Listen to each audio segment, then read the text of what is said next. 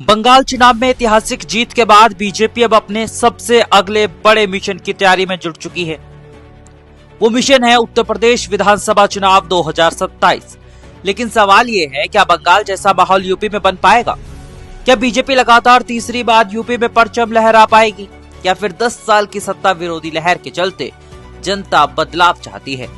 आज के इस वीडियो में हम आपको गहराई से बताएंगे बीजेपी की रणनीति और विपक्ष की ताकत और योगी सरकार की चुनौतियां और यूपी की जनता का मिजाज क्या है।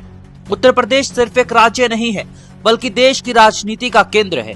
दिल्ली की सत्ता का रास्ता अक्सर यूपी से होकर गुजरता है। 80 लोकसभा सीटों वाला यूपी जिस पार्टी के साथ जाता है, देश की राजनीति में उसी की दिशा आगे बढ़ती है।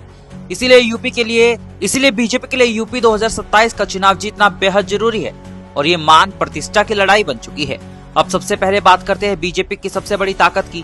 बीजेपी के पास प्रधानमंत्री नरेंद्र मोदी जैसा एक बड़ा चेहरा है। इसके अलावा योगी आदित्यनाथ की कानून व्यवस्था वाली छवि भी बीजेपी के लिए बड़ी ताकत मानी जाती है। बीजेपी सरकार लगातार दावा करती है कि यूपी में माफिया राज खत्म हुआ, दंगे रुके, इंफ्रास्ट्रक्चर तेजी से बढ़ा और एक्सप्रेसवे से लेकर एयरपोर्ट तक विस्तार हुआ। राम मंदिर का मुद्दा भी बीजेपी के लिए बड़ा भावनात्मक हथियार है। अयोध्या में भव्य राम मंदिर बनने के बाद बीजेपी हिंदुत्व की राजनीति को और मजबूत तरीके से जनता के बीच लेकर जा सकती है। लेकिन अब बात करते हैं सबसे बड़ी चुनौती की। किसी भी सरकार के लिए 10 साल सत्ता में रहना आसान नहीं होता। समय के साथ जनता की उम्मीदें बढ़ती है और नाराजगी भी पैदा हो जाती है। यूपी में बेरोजगारी, पेपर लीक, महंगाई और किसानों के मुद्दे लगातार चर्चा में है। विपक्ष इन्हीं मुद्दों को लेकर बीजेपी को घेरने की कोशिश करेगा। समाजवादी पार्टी लगातार युवा और पिछड़े वर्गों को जोड़ने की कोशिश कर रही है।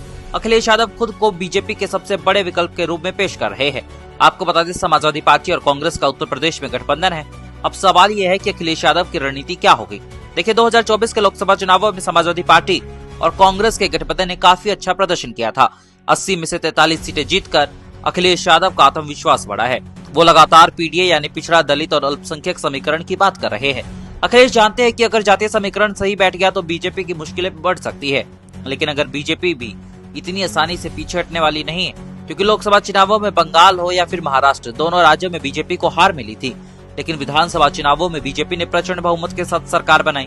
बीजेपी की सबसे बड़ी ताकत है उसका बूथ मैनेजमेंट माना जा रहा है। पार्टी चुनाव से पहले काफी तैयारियां शुरू कर चुकी है। अब ऐसे में बात करते हैं योगी आदित्यनाथ की। योगी यूपी में बीजेपी का सबसे बड़ा चेहरा बन चुके हैं। उनकी लोकप्रियता बीजेपी कार्यकर्ताओं के बीच काफी मजबूत मानी जाती है। हालांकि विधायकों के बीच इतना समन्वय नहीं बना पाते हैं। कई लोग मानते हैं कि यूपी चुनाव में मोदी के साथ साथ योगी के चेहरे पर भी लड़ा जाएगा। लेकिन विपक्ष योगी सरकार को लेकर कई मुद्दे से घेर रहा है। पेपर लीक, पुलिस भर्ती विवाद, महंगाई और किसानों के सवाल लगातार उठाए जा रहे हैं। अगर ये मुद्दे चल जाते हैं तो उत्तर प्रदेश में बीजेपी को काफी नुकसान झेलना पड़ सकता है। अब चर्चा करते हैं सत्ता विरोधी लहर यानी एंटी इनकम्बेंसी की। भारतीय राजनीति में अक्सर देखा जाता है कि लंबे समय तक सत्ता में रहने वाली सरकारों के खिलाफ नाराजगी पैदा हो जाती है। जनता बदलाव चाहती है, लेकिन ऐसा जरूरी नहीं कि हर बार हो। असम में 10 साल सरकार चलाने के बाद तीसरी बार बीजेपी ने सत्ता में दमदार वापसी की। इसीलिए माना जा रहा है कि यूपी में भी हो सकता है कि बीजेपी सत्ता में वापसी करे। लेकिन जनता के बीच अगर सत्ता विरोधी लहर हावी रही तो बीजेपी का उत्तर प्रदेश में सुपड़ा साफ भी हो सकता है। अब विपक्ष की स्थिति समझते हैं। समाजवादी पार्टी यूपी में मजबूत दिखाई दे रही है, लेकिन सबसे बड़ा सवाल गठबंधन का है। क्या कांग्रेस और समाजवादी पार्टी एक साथ आएंगे? फिलहाल अभी तक तो साथ है, लेकिन क्या आगे भी साथ रहेगी?